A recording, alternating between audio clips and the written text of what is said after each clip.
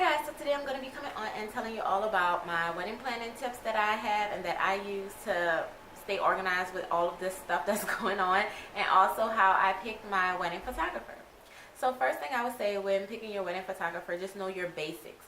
So know the venue location, and know the time and the date that you're getting married, because they are definitely going to ask. And also know if you're going to want getting ready photos, because that will obviously happen before the ceremony time, and also know if you're going to have something after, like an after party or a second line or anything like that, because they need to know if you want those memories captured.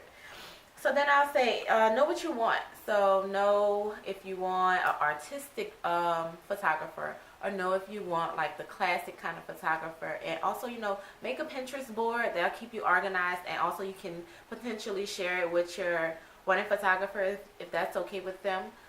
Just keep like photos that you will like take in a similar things that maybe they can imitate and put their own spin on it, So then I'll also say know your budget and do your research. So you have to stay in your budget. That's like holy grail of getting married, right? So stay in your budget. Don't, go over budget on a photographer because, that's the one that everyone has or something. Just research, because there are great photographers for a decent price. So I would say to make sure you stick with your budget and make sure that your photographer is in your budget, that if you can only afford $300 an hour or whatever it is your budget is, ask your photographer, because maybe they can make a package towards you, and just letting you know, okay, well, you won't be able to get this, but you can get this, and you still get the photographer and the quality that you love. My next tip is to meet with your photographers. I would suggest meeting them personally, because that really helped me decide which photographer out of my two that I was gonna go with. You get to actually see their personality, and I wanted a very outgoing photographer because my family and the people that are going to be at my wedding are very outgoing. So you have to be able to keep up with them. If you're shy, that just won't work for my family. So keep that in mind. Pick a photographer that's more likely to your kind of person, I guess you'll say, outgoing or shy, if that's what you want. But just make sure that the photographer that you're choosing, you like them as a person as well, because you're going to be speaking with them over a long period of time up until your wedding and probably afterwards to get your pictures. And I'll say also, when you're meeting with your photographer, have some questions ready to go. So ask them questions that you want to know for sure that they can do. So with me, I wanted to make sure that the photographer can capture natural lighting, because I will have an outdoor ceremony, but also can be able to capture nighttime kind of style of wedding also, because indoors is very dark and gloomy in my venue. So just make sure that they're flexible if that's what you need them to be. Just make sure that they can accommodate your wedding, and make sure that they have experience doing so. And don't be afraid to ask them to see their portfolio of styles, of different styles that they do, and also of similar things that might be happening at your wedding. Like, I wanted to see outdoor ceremonies. I didn't really care about outdoor receptions because that's not what I'm having. And then you also want to see like indoor receptions, because that's what I'm having. So I will want to see how that will look, a darker indoor reception, to make sure that you're saying you can do it, but I need proof, because I like to know that you have experience doing what you're doing, that I'm not, the first person. But nothing's wrong with that if that's, okay with you. But I really wanted an experienced photographer based on, my wedding. I would, continue to tell the photographer about your wedding venue. Just making sure that they know the details, that, it's time specific, setting them up with your wedding coordinator, if everything is happening at a certain time, so they can be at the place at the right time, for them to catch that moment, especially if you're not having a second shooter. I'll also tell them if like your venue is 2 stories, because maybe they want to go on the top story to see your first dance, and zoom down and get a nice view if you're not having a second shooter, or one shooter can be at the top and one can be at the bottom.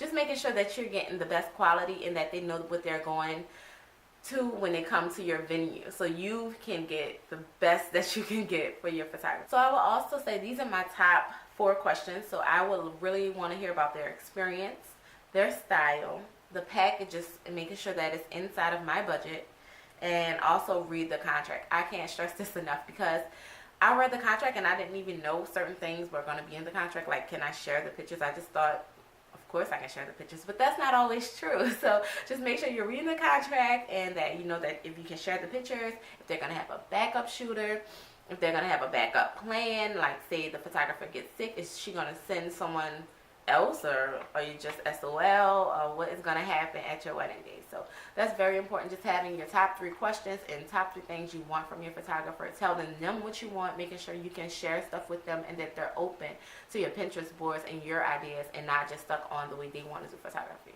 if that's what you want. So once you did all that and you chose your photographer, I would say share your Pinterest boards, you know, start communicating with your wedding coordinator and getting them to, you know, linked up so they can discuss the time specific things and what's going to happen so the photographer can be prepared. And then, you know, just pay your photographer, making sure that, you know, that date is set for you, that's your budget, that everything is correct in your contract, and going over that. And then, you know, just, so this is how I keep up with all my budget stuff. So let's say I had like a David's bridal appointment. I had an agenda, but I don't use this anymore. I was using this like the beginning of my wedding, but it wasn't really working out. So then I switched over to bullet journaling, and then I'll just have like a specific page I can get to. So like I'll just turn my index, and it'll say like wedding photographer stuff, and I'll just turn to the page. They have a button here. I'll just turn to the page and just be like, okay, so this is all that's happening on the wedding photographer date. And that's how I can keep track, and it's all on one page. It's not like spread out over a week. And that's my style. But you know, either one, just keep something where you can have go back to and reference, know the dates, know when you have to pay these people, and you know when you're meeting them and when the deadline is for all these different things. So if you want more ideas about my bullet journaling, if you don't really like the traditional agenda, I will leave a link below on my bullet journaling video. And also I keep a folder.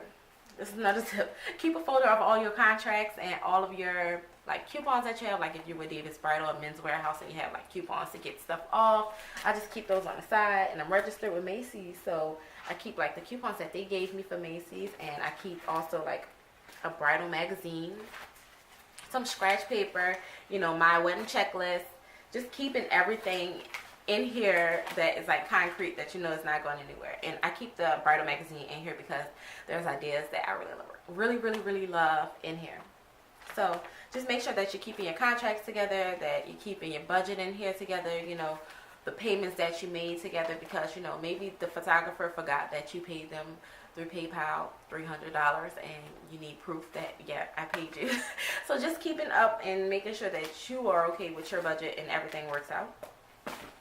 I also keep a big old bag of stuff for the photographers and everybody else that I'm booked with. It's just little things, like maybe David's Bridal sent me something or something like that. I don't know. So I just keep like little stuff, and I just hang this on the back of my door so I can remember that, oh, I haven't checked my little wedding baggie and I need to go see what's in there that's new, so I can keep going through it and making sure, you know, I'm staying current and up to date with my wedding and keeping organized.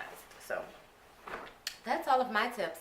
If you would like to see more of this wedding series, the next thing I'll probably be doing is getting my dress altered, because that's the next step in my wedding. Getting the dresses done for the girls and me, and we already did the guy stuff. So if you'd like to see more of anything, you know, leave a comment below, share your tips.